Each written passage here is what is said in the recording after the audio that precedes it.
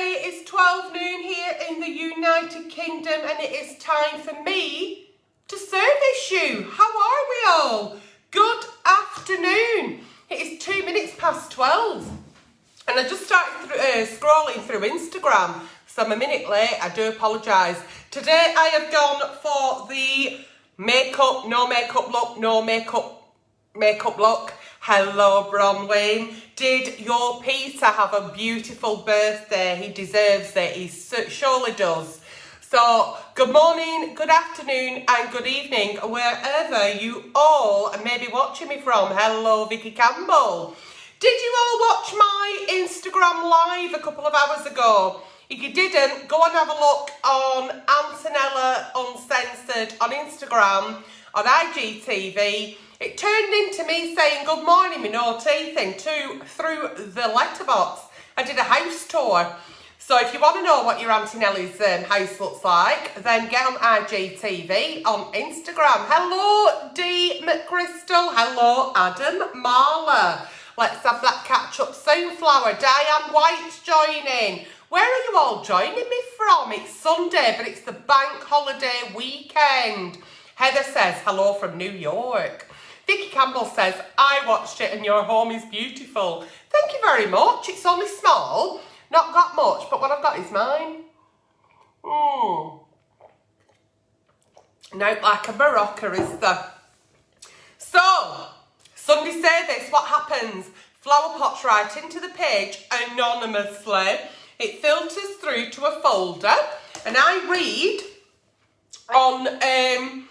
the live, the Dear Auntie Nelly's, and any advice I give is purely for entertainment purposes. And can I just say, if anybody comments on your comments here live with prize, giveaway, competition, it's a scam. Hello there in Lanzarote. I hope you're having a lovely time. I do love Lanzarote. Hello from Western Australia. So without further ado, rather than me chatting a load of shit and telling you that I think today I have perfected the no makeup look, shall we get going with the very first Sunday service? I think we should. Hello Andrea Greeny, alright Chuck? Right. Oh. Can I just say, yesterday was an absolute success. It really was. If you are sending me stars, thank you very, very much. It is so much appreciated. Hello, Leah Russell in South Yorkshire. Are you all right? And hello, Wendy Buckley. Let's start. Leslie Adams in Scotland. Let's start. Dear Auntie Nelly, my boyfriend and I have just moved in together. His younger sister, though, is never away. If we're sat together on settee, she sits the other side of him. And even if he's leaning on me a bit, she basically tries to just get as close on his other side to lean on him. She's forever sending him messages and tagging him in posts saying how much she misses him. I find it weird. She may as well have moved in at the same time that we did, as she's always round. I wonder how long it's going to go on for and how I can help the situation. I've never known or encountered these kind of sibling dynamics. My friends say it's strange. Do you have any advice? Many thanks. His younger sister, she's missing her big brother, isn't she? So they probably spent a lot of time together and he's moved out to house. And he was probably her best friend, her confidant, which I think is lovely between siblings. And now he's moved, she's round all the time, and she just wants to be next to her brother. I don't think that's a bad thing. And I do understand that if you sat on settee and he's leaning on you and she's leaning on him, it's a case of what the fuck's going on here. And if you haven't got a brother or sister or you're not close to your family, you might find it a bit odd. I don't find it odd that she's missing her brother and she's trying to find... now where she fits in now that he's left home.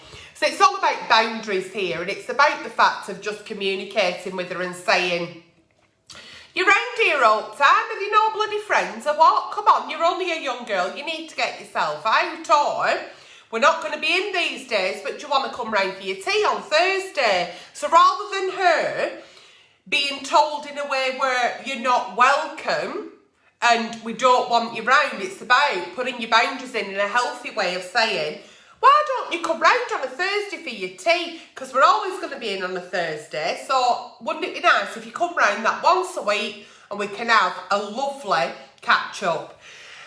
I wouldn't stop her coming round because her brother might be the only person that she turns to for help and advice, and you know, I get so upset when I hear of siblings that no longer speak.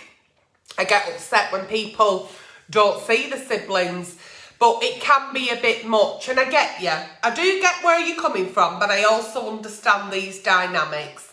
My brother is the most important male in my life after my dad's passing, and I absolutely adore him. However, he has got his own life, but I'm the older sister and I understand that. She's the younger sister and she's still trying to hold on to that bit of her brother that she's missing so much. So it's about finding that boundary and communicating it in a way where she doesn't feel pushed out or you're making a rod for your own back. Bear with me one moment. Just bear with me one moment. I knew this was going to happen. Emma, I'm just on a Facebook Live. I'll have to call you back. Everything all right? Yeah, everything's fine. I love you. Bye. All right, you rang me. Bye. So, family are now ringing me today because it's bank holiday and they leave everything to the last minute. Anyway, so that's what I would say. That's what I would say. I'd put something in place so she knows that she has got a place at the table and make it where it's a regular thing. And it might just be because you've only just moved in together that she's feeling a little bit like she can be there all the time because it's new, isn't it? It's a new environment, new thing, but I'm sure it'll wear off. I hope I've given you right advice there. And I do apologise for answering a call then from our Emma. She don't ring often, so anyway. Dear Aunty Nelly, hi. Hi. I am seeing a guy several weeks now. I really into him. And he says he into me. I can only read out the type it. He has 2 kids and raises his kids most of the time on his own. His ex is home and he has agreed for his ex to stay with them for a few days. Should I be worried? My gut says I should. But he's reassured me that there is nothing between them anymore as she is with somebody else and lives away. But something does not feel right. I need advice, please. I'm seeing a guy several weeks. So you've only been together a few weeks. And your gut's a bit off. There's a bit of a red flag. He raises his kids, but his ex has come home to visit. And you're feeling a bit pushed out or think it's weird. I get that. Because a lot of exes, when they split up, they don't normally spend family time again together. So I get that you're feeling a bit, this is a bit odd. But you've only been in his life for a few weeks, so you're learning things about each other, and that's something he does. You should feel that you should be commending this man for raising his children, for obviously having a good relationship with his ex, to be able to let her come back in every now and again to see the children and stop over. And if he tells you there's nothing going on and you shouldn't worry, then why are you worrying? We have to trust everybody we meet until they give a reason not to. I don't not trust people till they build trust. I know some people do, but I work the other way. I trust everybody that I meet in my life until there's reason not to. So if I met a guy, I've been seeing him a few weeks, I like him, he likes me, everything's going well. Oh, I'm not going to be around next week because my ex is in town and she's going to stop over a few days with kids, but I'll give you a ring and we'll meet up. Yeah, not a problem, Flower. That's his lifestyle. That's what he does. That's how he co-parents, and who are you to say any different? I understand what your friends are saying. Oh, that's a bit odd. That's a bit strange. It's not odd, it's not strange. This is the world we live in now. People co-parent in all different weird and wonderful ways. Kids don't always stop with the mums. Mums don't always live with the dads. Dads don't always live in the same house. You know, mums and dads come and go as they please. Sometimes we've got 2 dads, 2 mums, whatever. This is what we have to do now. We have to understand it and accept it. And if you do stay in the relationship and, you know, your weeks turn into months, months turn into years, you know, that's just how they co-parent. That's how it is. So it's whether you're willing to accept that he's on friendly terms with his ex and she may stay over now and again for the sake of the children or not. Because if that's something you feel uncomfortable with now and it's giving you a feeling of anxiety and a feeling of I trust no one, because some people say I trust no one, and that's fine, that's your prerogative, then maybe you should knock the relationship on the head. But for now, I don't feel you've got a reason to have that red flag just for that. Unless you've been cheated on in the past, you struggle to trust people straight away. They have to show you things to make you feel more confident, to lessen your anxiety. Like I say, I'm a completely different person there, and any advice is purely for entertainment purposes, but also brutally honest. I have no reason not to trust people. If I trust somebody to say, oh, I'm a pilot for British Airways, very good. Why would they lie to me? If I find out they work on checkout at Tesco and they were lying, well, fair dues then, that's when you find out. But I have no reason to judge somebody on what they say or what they do. That's his life, his kids come first, and his ex, obviously, is the mother of those children. She then comes second to those children, because the children are happy, he's happy, she's happy, and you'll slot in where you need to, and if you don't want to, knock it on head now. So, big shout out to my daughter Danielle, who got married on Friday. Congratulations, Danielle, congratulations. Right. Dear Aunty Nelly, I'm looking for advice. Well, you've come to the right place, Flower. I have been with my boyfriend for just under 2 years and I love him so much. However, I feel that I put everything into the relationship and get nothing back. He's afraid of commitment but stays over 6 nights a week. I cook, clean and maintain my own home whilst he pays his mum board money.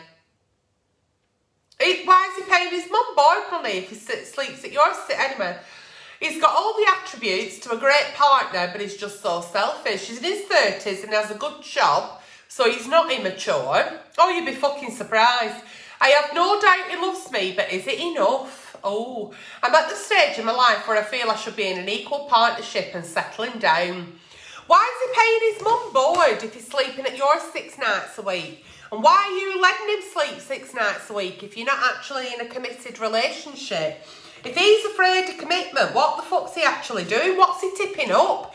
I am absolutely sick to the back teeth of hearing about one-sided relationships. I am not afraid to eat alone. I'm not. If you don't know what I need you to bring to the table, then I will eat alone. Now, relationships are not always 50-50. Sometimes it's 70-30, 80-20, 65-35, depending on where you are, because they're roller coasters. Everybody has different circumstances and things that happen in our life. But when we're starting off into a committed relationship where we think, yes, I'm going to settle for this person, it has to be 50-50. It has to be. That's what it has to be. That's how you need to step up. What are you doing? What am I doing? Is it going to work to make that partnership? If you don't feel that he's making that partnership, he's still paying board to his mum, and then you're saying he's in his 30s, he's not immature. Well, he is a bit immature because he's still living at home with his mum, but he's choosing to lay in your bed 6 nights a week. But do you know why he's choosing that? Because you're allowing him to. You're allowing him to. Things happen in our life to us, and we have to take the responsibility. This happens because we allow it. Just think about what I've just said. What happens to us in life is what we allow. So I think you are letting this absolute freeloader come over and sleep in your bed for 6 days a week, not have to make a commitment to you. You crack on and probably do his washing, put food on tables, sleep with him every night. There is like the partner when he can't even be asked to let you know what the actual fuck you are to each other. So I'd put my foot down and I'd start being less available. I wouldn't be as available for him until he decides that he can tip up to the table what you do. Sometimes we've got to give people a bit of a reality check or a bit of a what's going on here for them to question it. Because if we make things so easy for people, why would they want to change? He's having his cake and eating it. He's probably only giving his mum fucking 30 quid a week bored. And she's probably saying, oh, you don't need to pay me that. You're never here, but go on then, I'll take it for a bit of lekker. You know what I mean? It's working for everybody, but not you. So it's about time that you put yourself first and stop being so available to people who are only bringing you a reason for you to feel anxious. So if he says, I'll be there on Tuesday, don't bother coming round this week, I'm out, I'm busy. So I'll see you next week. And then it might click at him thinking, oh, hang on a minute. Well, yeah, because you don't actually live here, do you? You don't actually live here. You just come and sleep. But you live at home, don't you? So I'm busy this week. So I'll see you next week. Let me know when you're free next week. And if I'm free, we'll meet up. And start putting these boundaries in place in the case of you're in a relationship and you do love him, and I get that. But he doesn't live with you. It does not live with you, does it? So why is he there every day? What is he doing? What is he contributing? Fuck all, was there's the door, and fuck off through it. I'm busy, I've got my own life. Start going out with girls, start going out for walks, start reading, start closing your front door and enjoying a bit of you time. And get him to chase you, to show you why he wants to be with you. Because actions speak a lot fucking louder than words. Just because he rocks up every night at 7 o'clock after his job's finished doesn't mean to say that he wants to be with you. Sometimes it's just habit. That's where they go at 7 o'clock. He's coming round to yours because that's what he does. So take that away and see what the actions will be then. Will the action marry the words? And putting yourself first is not selfish, it's self-preservation. Moving on. Dear Aunty Nelly, should my boyfriend dictate whether I go to my best friend's wedding or not? I cheated on my boyfriend last year in an incredibly horrible way, which I deeply regret. I am due to be a bridesmaid at my best friend's wedding next week. I don't know when this come in. And unfortunately, the two guys I cheated on him with will be there. Oh, for that reason, I can understand why he wouldn't want to go, but him and his mother think I shouldn't go either. I think this is incredibly unfair because this woman has been the best friend for 17 years and I have the pleasure of being asked to be her bridesmaid. I feel that my boyfriend is asking me to choose between him and my best friend. I don't think your boyfriend's asking that at all. Do you want to know what Aunty Nelly thinks about it? I think what your boyfriend's saying is, I don't trust you. So you cheated on him twice with two of his mates. No, is it two? No, with two fellas who were going to be at the wedding, so they're obviously in your circle. You cheated. You regret it, you've obviously got back together, or maybe you never split up and you come clean, I don't know, you don't say. But now you're back together and now you're going to your best friend's wedding because you're going to be bridesmaid. Yes, remember the 3 F's then. If they're not fucking you, they're not feeding you, and they're not financing you, they can fuck off. He doesn't trust you. What he's actually saying is, I don't want you to go to the wedding, is code for, I don't trust you, and you're going to be around those people that you've already cheated with, and there's going to be alcohol and lots of happiness and, you know, romance in the air, and you're probably going to cheat again. He doesn't trust you. We cannot have relationships if there is no trust. There isn't. And you shouldn't have to not be in any place because your partner doesn't trust you. You should be able to walk into a room with 30 naked men. They should be able to walk into a room with 30 naked women. If you are in a happy, loving relationship, committed, temptation should not even be a thing. You should be able to trust your partner no matter what. Your partner should be able to have a work colleague that looks like they've just got off catwalk, and you should feel comfortable in that relationship knowing it's just a colleague or the friends or whatever. If you have no trust in this relationship, you have no relationship.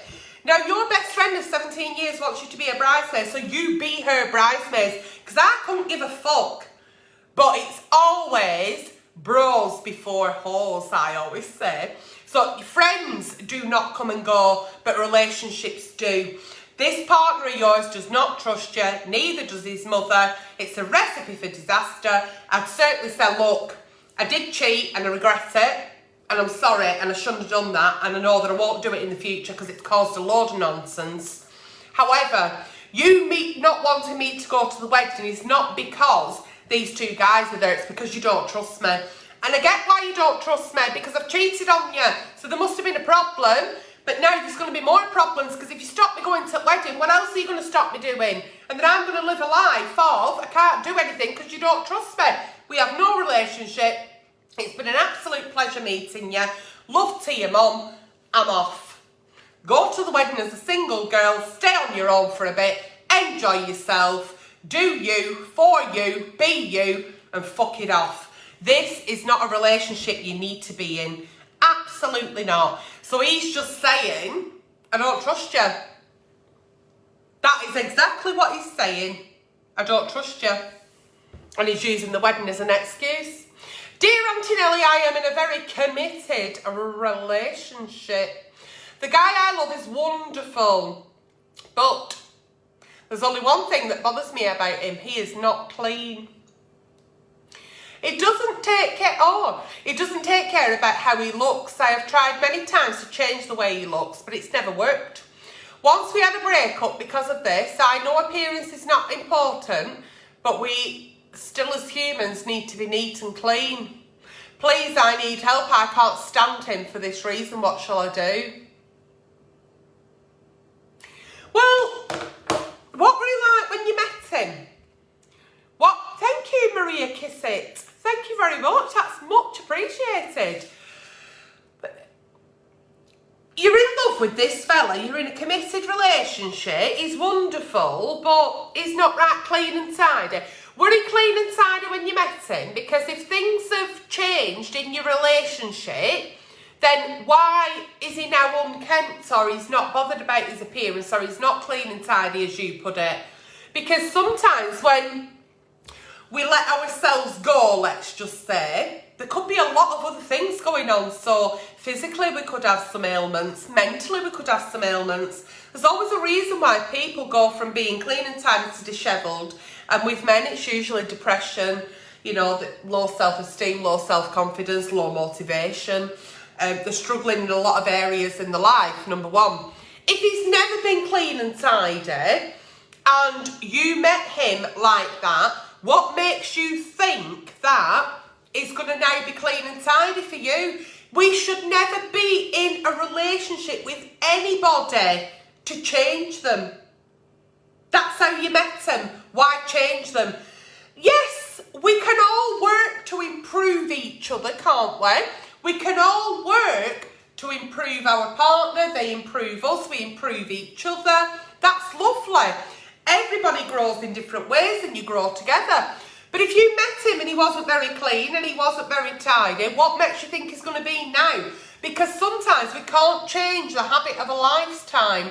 And you shouldn't want to change him because that's what he was when you met him. So why would you be in a committed relationship with somebody that you can't stand because they're not clean and tidy? You don't say things have changed. You say that's how he was. You broke up because of it and now you're back together. You're in a relationship with somebody you don't like. Once again, it's like trust. How can you be in a relationship with somebody that you can't stand because they're not clean and tidy? I have a feeling that he's never been clean and tidy and you were just trying to change him. No. No, no, no. We can't change people. That's how they are and that's how they deserve to be. It's his life and we only get one life, and if we live it right, one's enough, let me tell you. But you can't do anything. You can't change him. That's how he is. And there will be somebody out there who doesn't mind a man that's not clean and tidy, and let him go and find them because it's not for you. So while you're there wasting your energy and exhausting every avenue and trying to change this man who probably isn't going to change, you're also then wasting your time on meeting somebody who is clean and tidy. Also though, going back to that, if things have changed in him and he has all of a sudden gone from being clean and tidy to dishevelled, have a really good, you know, don't knock him for that and don't say you can't stand him. There could be a lot going on there. You know, we do notice sometimes somebody's appearance isn't just quite what it was, and that's usually a big red flag for things aren't so good, and that's where you step in as a friend or a family member or a partner, you know, and just see what's going on there and see if you can help, because sometimes they don't notice because the mental health is playing tricks on them, or they've got debilitating you know, physical problems that, you know, they're not managing, they're not coping. So as a society, us as human beings, that's our responsibility. So on that note, please be aware that if anybody in your life has changed in appearance, changed in the way that, you know, they're managing things, they're looking like things are out of control, they're not coping, it's our responsibility as humans to step in and help where we can. Going back to the other question, when you cheated on him with two guys, the girl who's going to be bridesmaid or maybe not, what were wrong in relationship for you to go and cheat in the first place? Don't sound like it's a good relationship if you're cheating not once but twice. Eh? What were wrong then? Must be something wrong. Dear Aunty Nelly, since my mum died of cancer 2 years ago, I can't enjoy life without thinking about death. I think about death all the time. What would happen if I died and I left my two boys? I'm a single parent, I'm aged 44, and I keep thinking, what is even the point of living when we're all going to die anyway? Any advice to stop this negative feeling would be helpful, thank you. I get it. I get it. I absolutely get it. It's terrifying. I have a really unhealthy relationship with death, I do. When my dad died 9 years ago and we buried him, I didn't understand why I couldn't see him anymore when he was just in... I knew where he was buried, I knew where his grave were, and I just wanted to dig him up. I went for some counselling, some bereavement counselling, and I went through loss, and we talked about, you know, the circle of life and it being part of life. The only thing that's ever guaranteed in this life is death, and it does happen, and age is a privilege denied to many. So every day you hear fucking embrace it, because we don't know what we've got tomorrow. All we have is now, that's all we have. And it does make you question your mortality and why we're here. And it does make you question, what's the fucking point? We're all going to die anyway. And I get that sort of thinking, and I get that negative attitude. You need a little bit of counselling, you need a little bit of bereavement counselling. Can I just say, it's only been what sounds like a long time to some, but 2 years. 2 years is nothing when you're grieving. You will grieve for the rest of your life. That little bit of your heart will never heal, and it doesn't get any easier, and I'm not going to sit here and pretend it does. It doesn't. It does not get any easier. And people that say time heals, it gets easier, it fucking doesn't. Do you know what it is? You just get used to living with the pain. You get used to feeling the loss, and you kind of live with it, as I do now 9 years on, and I've become used to the numbness, used to that heartbreak, and used to that loss. So your mind almost plays a trick like time is a healer. It's not. You get used to it, and you've got to get used to the fact that mum has gone. Mum has gone. She's gone 2 years ago, and you might have people out there saying, well, you know, come on, pick yourself up now. Nobody has the right to tell you how to grieve. Nobody. Nobody has the right to tell you how you should grieve. It is different for everybody. Everybody. Nobody has the right to look at you in a certain way if you're laughing. Nobody has a right to look at you in a certain way if you've lost a partner and then you get a boyfriend. Your grief is personal to you. We all grieve in different ways, but believe me, we're all on the same wave. And it is like that. And 9 years on now, like I say, I lost Dad 9 years ago. I could be doing absolutely fucking nothing. A song will come on radio and I'll fall to my knees and I'll cry for the rest of the day. That's 9 years on. And some people might say, fucking hell, 9 years. Yeah, and I'm expecting that to be 29 years on. You just never ever get over it. You don't. You just have to learn to live with it.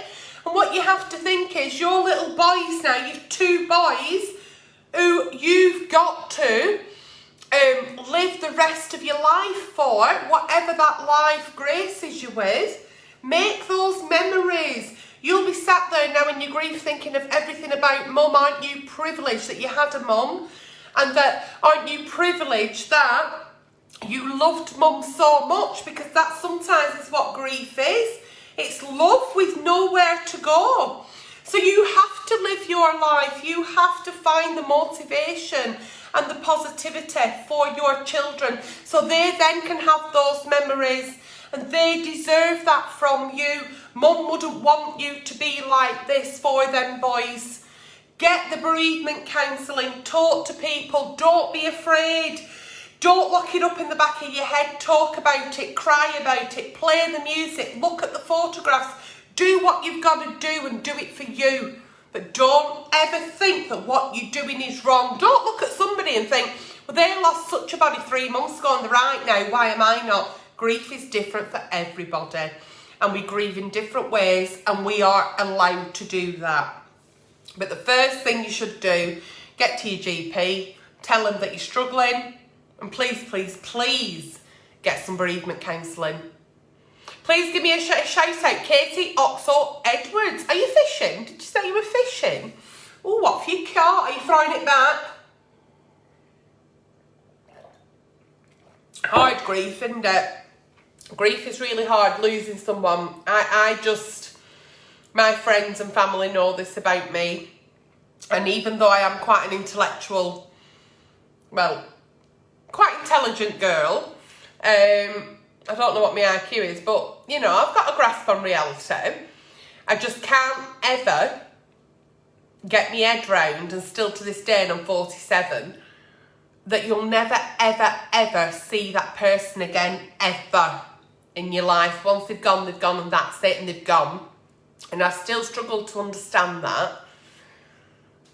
Yeah, it's, what, never? No, never. But he's just there. Yeah, I know he's there, but he's buried on Nelly. He's got, well, I can just get him up.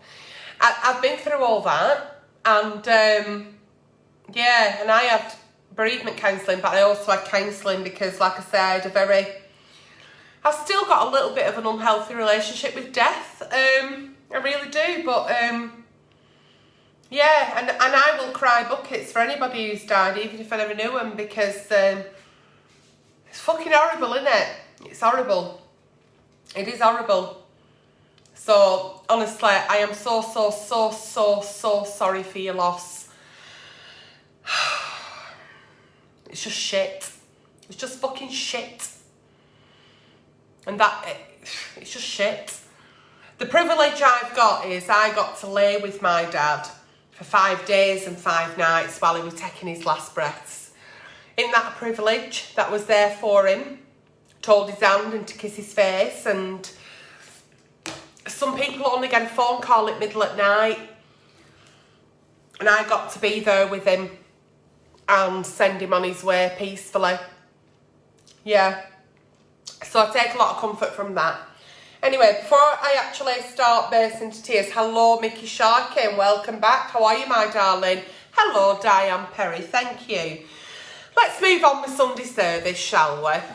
Before I throw myself through patio door. Joking. Dear Aunty Nelly, I started up on a dating site. Oh, nobody wanted to know me. Oh, I was just about to give up when a local girl spotted me and agreed to talk. I was excited at first, but as no one really gave me a chance before in life, we chatted, swapped phone numbers and talked for hours every day. Excuse me, that Morocco. Oh, thank you, Louise Wilson. Thank you, sweetheart. And if it is you that is Louise Wilson from Hazzyfest, it was so, so lovely to see you yesterday, my sweetheart. Okay. Right, so, no one has ever given me a chance before. We talked for a full month, talked for hours every day. The problem started, though, when I was told by this girl that her ex had left her with massive debts. Oh, heck. I felt sorry for her, because she has 2 kids, and then she asked me to lend her money. Trouble started when she ignored me for over a week, and I thought it was over. Did you lend her money though? You don't say. This girl then started getting in touch again, teasing me with provocative pictures and messages. Oh. She then again this week asked me to borrow money, and I left, yeah, you must have given her. And I left work early to take it to her house. The problem is that it's been 4 months and she's still not agreed to meet me because of her kids, and has still not paid me back. Am I fighting a losing battle, Aunty Nelly? Am I being used for cash? I am so confused, but I really like the attention. I need some help, please help. Do you want my honest opinion? I mean, obviously you do. You probably asked every fucker else, and I'm always last port of call. This girl has no intention of meeting you. She's seen you coming. As cruel as that sounds. Now, I'm not going to say that the only people you could get are those you can buy. I'm not going to say that. You just had unfortunate things happen to you on dating sites, and dating sites are shit at best times. So, yeah, she is using you. She sees you as a cash cow. She does. She thinks, he's an easy fucking ride. If I show him a picture of my tits and tell him that I want to suck his cock, he'll give me a couple of £100. He'll even finish work early and come and drop it off. And the fact that she's not meeting you in 4 months because she's got kids, fuck that. She'll have dropped kids off with a month at weekend, and with money you've given, she'll be out in fucking nightclubs. No longer.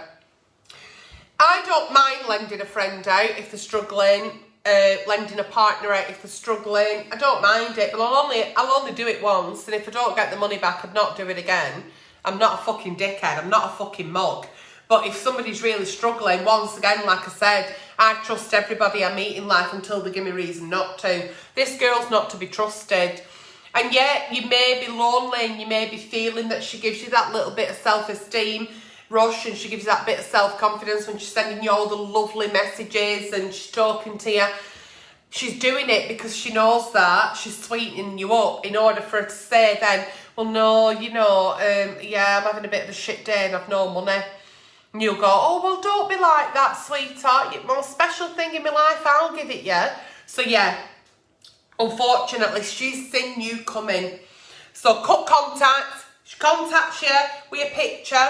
Don't reply. She contacts you with a message. How are you? I'm all right, thanks. I'm busy at the minute. How are you? Don't be rude. Don't ask for the money back. Don't ask for the money back. I fucking hate that. When I've lent money and then I've got to fucking come and ask you for it, you fucking cheeky little cunt. You should be telling me I know I owe you money and I will give you so much until my debt's fucking paid, and think yourself fucking lucky I'm not putting interest on it. What are you? A fucking cash machine? What are you? Fuck that shit. Don't ever come and darken my doorstep again with your fucking sorry excuse lies. Do you know why? Because if I need money, do you know what I do? I get up 24/7, sit at this table, sit in front of fucking camera, put face masks on my face, I do reviews. I go on this morning, I do my chat magazine, I do my That's Life magazine, I do my fucking Lancashire Star magazine, I go to Ruby and Daisy, I get off my fat fucking immigrant ass and I go to work to put milk on my fucking cornflakes. So if she can't fucking be bothered doing that, why should you be bothered to go out to work and put your good, hard working, grafted money in her fucking pocket? Fuck off, Flower.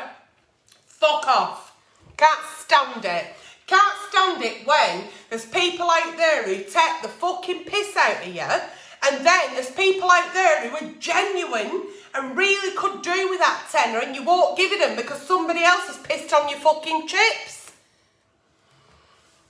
Yeah, I do have friends out there who owe me money. Yeah, I'm sorry for getting a bit heated up there, but yeah, I do have friends out there, and if they're watching, you fucking know that I fucking know, and I won't be asking you.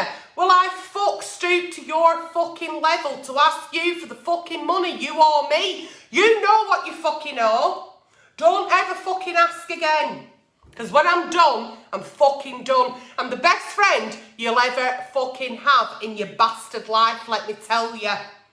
But believe me, when I'm done, I'm fucking done. And whatever you've done with that money that you've not paid me back, you've enjoyed every fucking penny of it, Flower, because there'll be no more coming to you.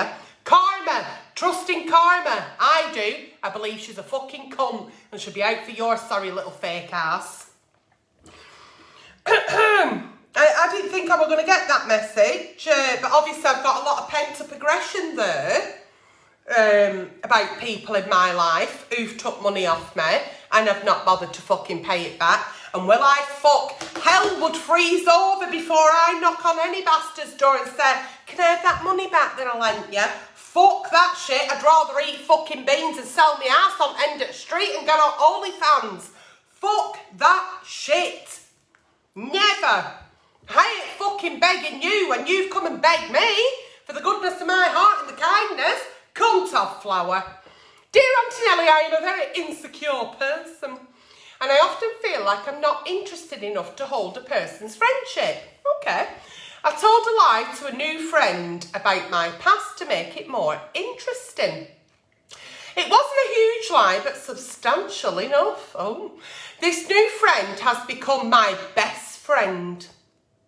I don't know whether I should now tell them about the lie or not. Oh, Christ. I'm terrified that it will ruin our whole friendship because they will doubt everything I've actually said. But I've only ever told them that one lie. I lied about nothing else, and now I will never lie again. What should I do? Should I tell them? Oh, Christ. Well, I mean, I'm not one for gossip and drama. You know, if there's anyone arguing on the street, I'm all at fence like a fucking meerkat, but, you know, I don't do drama. What was the lie? What have you lied about? Why do you feel that you need to lie to get friends? Why do you feel that you're not good enough as you are? This person is now your best friend. Are you going to spend the rest of your friendship days feeling I shouldn't have lied because you're such a good person and we get on so well? Do you know what I mean? What is it about it that you felt that you weren't good enough? Will this lie ever come up? My mum always says, you tell a lie, everything always comes out in wash. It might not be this week, next year or in 10 years, but believe me, you tell a lie, it always gets found out. And you do. Now we all of us, every single one of us will tell a lie at some point in our life. Whether it be a little white lie or a lie, we can all tell a lie. I know that. I've told lies, little white lies, like, oh God almighty, I don't think, of course you can, and you're thinking you've not a fucking chance, Flower, but you don't want to upset that person, and so we're all guilty of telling a lie. Right, so, is this lie ever going to come out? If it is, then yes, you have the conversation and say, do you know, I absolutely value our friendship. You are my best friend in all the world and I love you so much. Can I tell you something that you might think's funny? So play it down a bit and say, when we first met, do you remember that thing I told you? It weren't true, but I only told you because I wanted to really impress you, and I don't want that to be a thing between us. And now that you actually know me, and that's the only thing I ever lied to you about, I promise you, it's entirely up to you what you do with it, but I can't. Having you in my life now and holding you so dear as a best friend, I can't not tell you that I lied in order for you to be my friend. Number one. Number two, if that lie was a bit of nothing and nobody will ever find out, leave it, let it go, and just crack on and stop fucking lying, because nobody likes Pinocchio, do they? And you're right, you know, I think sometimes coming clean is you know, is a good thing, and maybe your friend will think, why did you feel that you had to do that? And you're just being vulnerable and honest and open and saying, I didn't think I were good enough. I didn't think I were good enough, so I had to make things up, and I'm sorry, and I wish I hadn't. What would I do? Well, I wouldn't lie for someone to like me. They either like me, they fucking don't. This is it. Take it or fucking leave it. Like it or lump it. And I'm not everyone's cup of tea. And that's okay. But I might be somebody's double shot of espresso. You don't want friends around you who are only your friend because you've had to make up a lie for him to be your friend, to sound more exciting. But I'd definitely sit him down at kitchen table, hashtag kitchen table, and say, you'll never guess. But I told you that because I wanted to impress you, because I wanted to be your friend. But it's only lie I've ever told you, but I'm telling you because I love you and you're my friend. I promise you I've not lied to you about anything else. Isn't it stupid of me? Weren't feeling good about myself, really wanted your friendship, and I'll not lie again. And they'll probably say, oh, don't be so bloody daft, you know. I know you're a bit insecure, and they might even say, I knew you were bloody lying anyway. Don't worry about it. I told you that, you know, my car cost 30 grand and really it only cost 1,500. You never know, but I think if it's bothering you enough to write into an agony aunt page, I think get it out in public. Dear Aunty Nelly, my boyfriend calls me at least, oh my God, my boyfriend phones me at least 5 times every day and texts me at least 45 times, and most of the time, more than that. He wants to also talk to me every night on FaceTime, and he doesn't want me to do anything else whilst talking to him. If he had his way, he would see me every night too, but we can't because we don't live together. We did split up, as I said it was a bit much, and he says, I do it 2 1 minute and the next he feels like it's only trying, I never, oh for God's sake, what? I would just like some me time, but he doesn't understand that. I love him, but I'm feeling really trapped. Is he overreacting? Is he texting too much? Is it me? But fuck off. He is 40 and I'm 43. I thought this was going to be like a child. I ain't got a fucking much. He calls you, he phones you 5 times a day, and then he texts you at least 45 times. Does he not work? Does he not work? Do neither of you fucking work? And then he wants to see you every night on FaceTime because you don't live together. And then you did split up because you said it were a bit much. And then he said, well, he'll try not to. So you got back together, but you're feeling really trapped. What's this fella doing that you're having to fucking FaceTime every night, answer his call 5 times a day and text back 45 times? That's a full-time fucking job in itself. Has he not got a job? He needs to fucking get one. He needs to fucking lose his phone. That is absolutely, that's really controlling behaviour. You need to be on FaceTime every night to me. Fuck that, flower. I'd be turning my fucking phone off. What would happen if you didn't text back? What would happen if you didn't have time to text back? Because believe me, I've got 4 mobile phones. There's fucking messages and all of them. If I see your message, I think I'll reply in a minute. That minute can be a month because I forget. No, I'm sorry, but no. This guy has absolutely nothing else to distract him. He's absolutely obsessed with you. That is not the start of any good relationship. And it worries me because you are allowing that to happen. And you are a 43-year-old woman and he is 40. Damn right you need your space. You need your space away from him. He needs to put his fucking phone down and he needs to start getting a fucking life. He needs to be distracted himself. He needs some free time. You need a break. You need to fuck him off. This is obsessive, it's narcissistic, it's coercive, controlling behaviour. It is a recipe for absolute disaster. Red flags to me are no communication or too much communication. This is a massive red flag. This is a no-go. Don't just break up and ask him to change. Break up and get rid. He is absolutely obsessed with knowing exactly where you are at every minute of the day. What the fuck are you? His fucking puppet? Fuck off. Absolutely not into it. Won't have it. I'm not there. Not there for you. And if he continues and doesn't accept that, change your number, block him, remove him, get rid of him, put him on silent, put him on mute, put him in archives. Start having your me time and start acting like the 43-year-old woman that you are. Very immature behaviour from both of you. Please keep writing in for night time in Nelly and Sunday service. Please keep sending me your requests to review. I have got a really good review to do.